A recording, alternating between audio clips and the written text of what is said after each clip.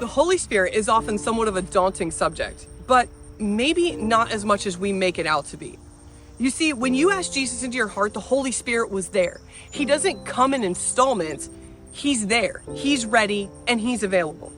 Jesus had to leave. We see this in John 16:7. I'm going to read this for you. It says, "I tell you, it is for your good that I'm going away.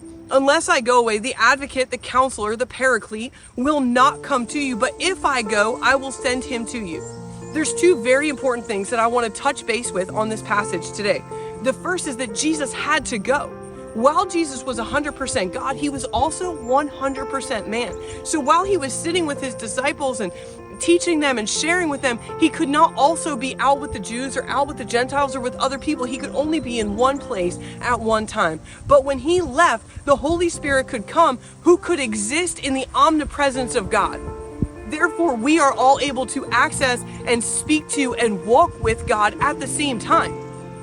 The second is that Jesus refers to the Holy Spirit as him. The Holy Spirit is a person. He's not an influence. He's not a feeling.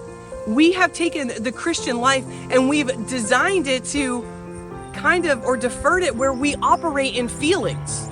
But that's not what God's called us to do. The Holy Spirit is a man. He is a counselor. He is a paraclete. He's a guidance. He is there to give peace. He is there to provide beyond our understanding. So in Ephesians 4:29-30, it says, "Do not let any unwholesome talk come out of your mouth, but only what is helpful for building others up according to their needs, that it may benefit those who listen. And do not grieve the Holy Spirit of God, with whom you are sealed for the day of redemption." The Holy Spirit has feelings. Why are we pointing this out? Because sometimes we treat the Holy Spirit like the Force from Star Wars, and that's not how he operates.